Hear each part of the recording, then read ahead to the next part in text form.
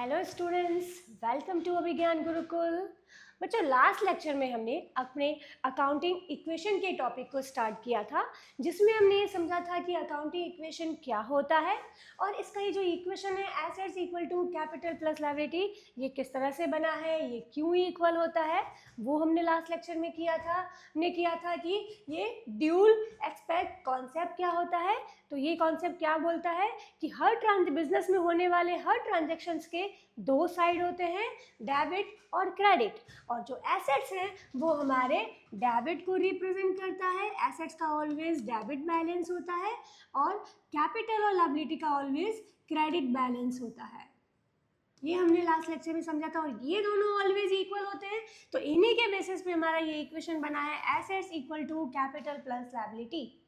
और हमारे father of modern accounting के जो कहे जाते हैं लुका पैसिओली, उन्होंने भी एक सिस्टम बताया, डबल एंट्री सिस्टम, और वो भी यही बोलता है कि हर ट्रांजैक्शन से दो साइड होते हैं, डेबिट और क्रेडिट। अकाउंटिंग इक्वेशन में बच्चों में क्या ध्यान रखना है कि हमारा जो बिजनेस में ट्रांजैक्शन हो रहा है वो हमारे इस कॉन्सेप्ट को कैसे, इस कॉन्सेप्ट के अकॉर्डिंग एसेट्स और कैपिटल या लायबिलिटी को किस तरह से अफेक्ट कर रहा है, क्या इंक्रीज हो रहा है बिजनेस में और क्या डिक्रीज हो रहा है, वो हमें देखना होता है। तो आपको देखना है कि हमने देखा है एसेट्स में हमारे क्या क्या आ गया। तो हमारे एसेट्स में आ गया मशीन, ये भी हमने लास्ट लेक्चर में किया था, कार, फर्नीचर, ये सब हमारी एसेट्स है। तो ये हमारी एसेट्स को इंक्रीज या डिक्रीज करेगा। कैपिटल में हमारे ओनर जो पैसा इन्वेस्ट करता है वो कैपिटल हो जाती है। और कैपिटल को क्या क्या अफेक्ट करेगा, तो ओनर अगर बिजनेस में कैपिटल इन्वेस्ट कर रहा है तो वो कैपिटल को अफेक्ट करेगा, ओनर्स की कैपिटल।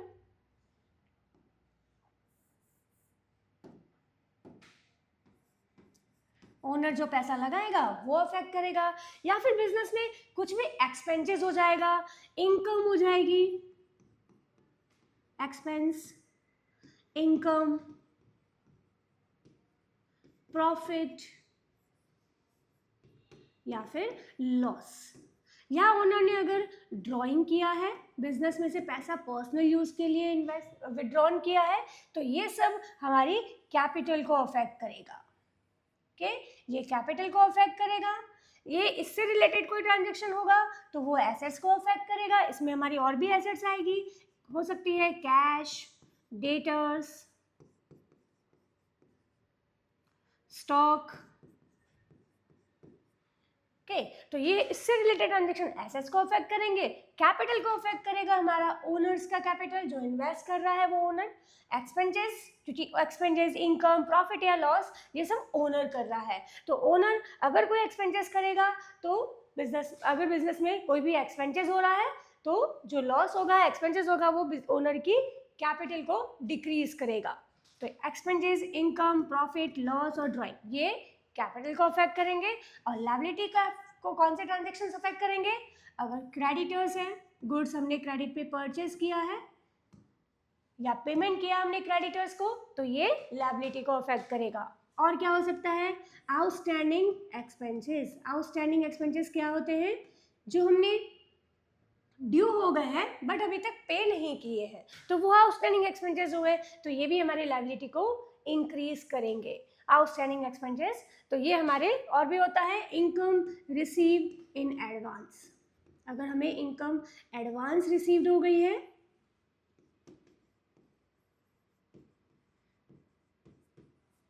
तो ये आपकी लायबिलिटी को अफेक्ट करेगा। और एसेट्स में और हो जाएगा prepaid expenses, prepaid expenses. Okay, तो ये हमारे एसेट्स को अफेक्ट करेंगे, ये कैपिटल को और ये लायबिलिटी को। ओके, लास्ट लेक्चर में भी हमने एक प्रैक्टिकल एग्जांपल के साथ किया था, आज हम एक और एग्जांपल के साथ इसको समझते हैं ताकि और क्लियर हो जाए हमारे लिए टॉपिक। ओके, तो ये है बच्चों हमारा आज का question, show accounting equation on the basis of the following transactions. Started business with cash ₹1 lakh, 1 lakh से बिजनेस स्टार्ट किया। अब इसके लिए हम ये अकाउंटिंग इक्वेशन फॉर्मेट बनाते हैं। ये हमारा फॉर्मेट हो गया अकाउंटिंग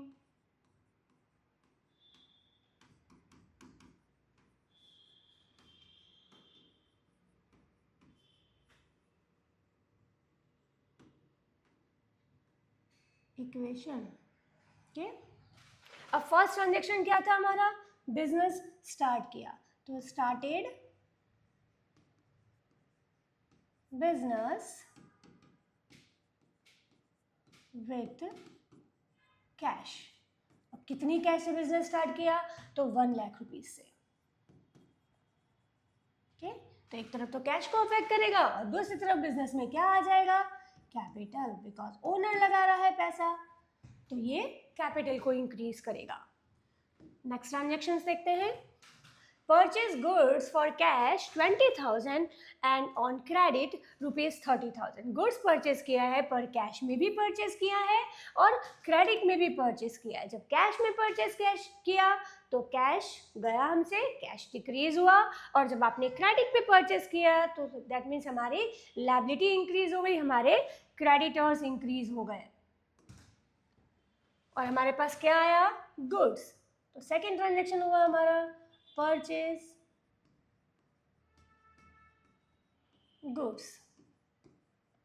ओके, अब कितना परचेज किया हमने, देखो तो 20 का हमने कैश में परचेज किया एंड 30 का हमने क्रेडिट पे परचेज किया। तो जितना हमने कैश में परचेज किया उतना कैश हमसे जाएगा, तो हम कैश में से 20,000 माइनस करेंगे। स्टॉक हमारे पास आएगा टोटल 50,000 का, 20 एंड 30, और जो हमने क्रेडिट पे परचेस किया है 30,000, वो हमारे क्रेडिटर्स को इंक्रीज करेगा। ओके, तो हर ट्रांजेक्शन्स के बाद हमारा जो टोटल है वो इक्वल आएगा। तो अब यहाँ पे हम देखते हैं क्या इफेक्ट आया हमारे इस ट्रांजेक्शन के बाद।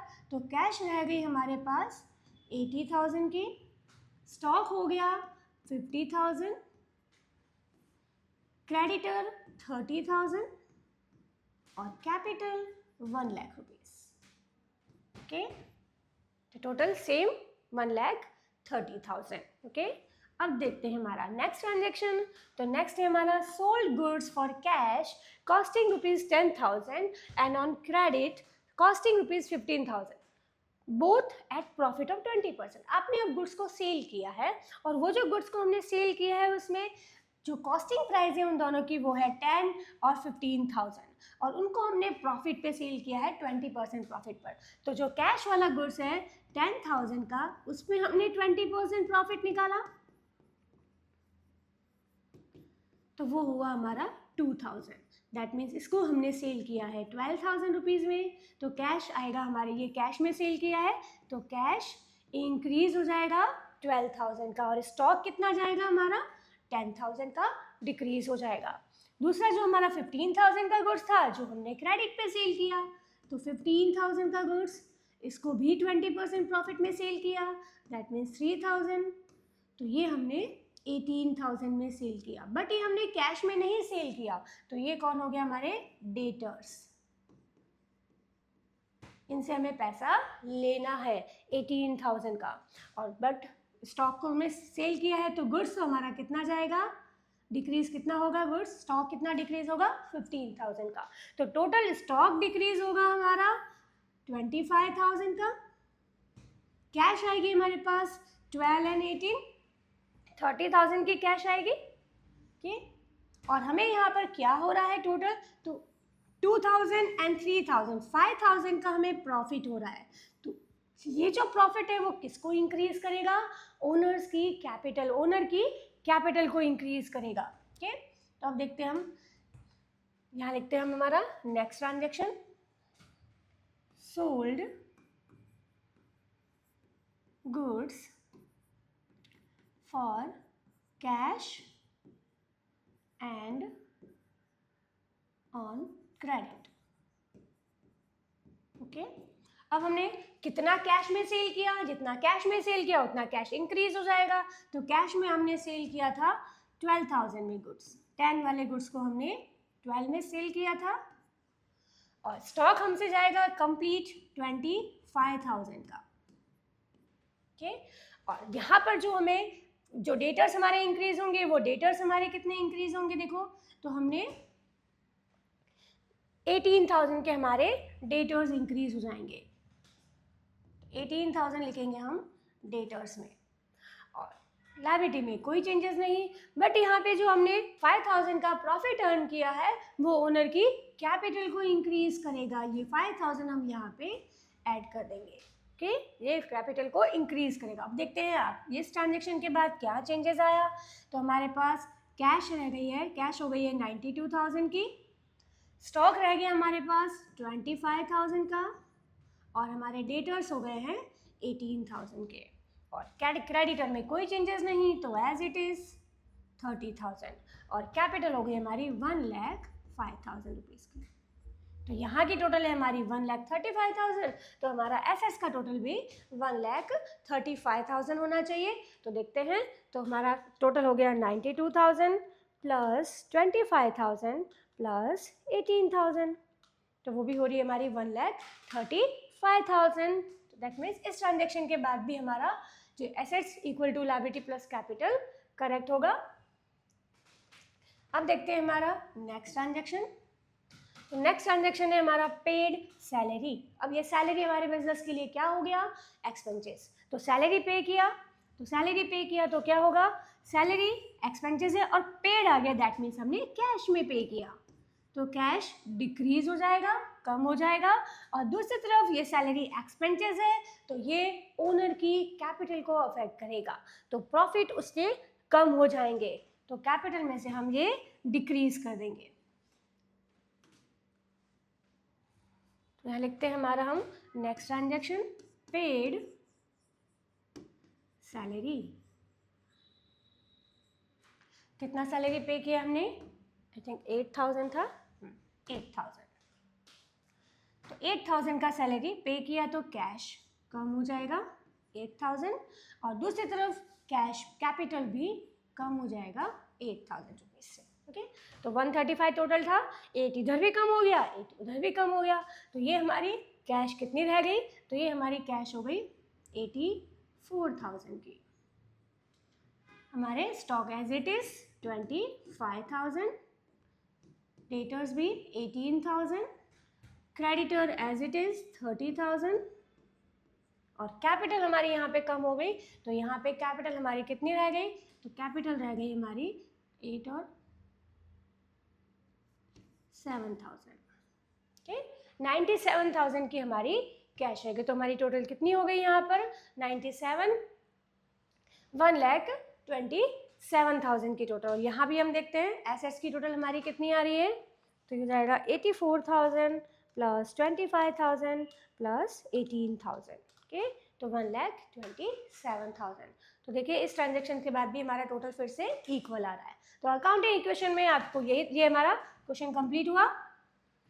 ओके, तो अकाउंटिंग इक्वेशन में आपको बस यही ध्यान रखना है कि कैसे कोई भी ट्रांजेक्शन किस किस को अफेक्ट कर रहा है, और ऑलवेज आपका हर ट्रांजेक्शन दोनों साइड इस इक्वेशन को ही फॉलो करेगा। आपका ऑलवेज टोटल इक्वल ही आना चाहिए। अगर आप कुछ रॉन्ग कर रहे हैं तो पता चल जाएगा, अगर टोटल मैच नहीं कर रहा है दैट मीन्स आपने कहीं ना कहीं कुछ रॉन्ग किया है। ओके, तो आई होप आपको ये एग्जाम्पल भी अच्छे से समझ में आया होगा, और नेक्स्ट लेक्चर में हम फिर से अकाउंटिंग इक्वेशन के कुछ और एग्जाम्पल्स भी करेंगे। तो अगर आपको अच्छा लगा हो तो आप हमारे चैनल को फॉलो कीजिए, और अगर कोई डाउट्स है तो आप हमारे कमेंट बॉक्स में पूछ सकते हैं। मिलते हैं नेक्स्ट लेक्चर में, till then bye, thank you.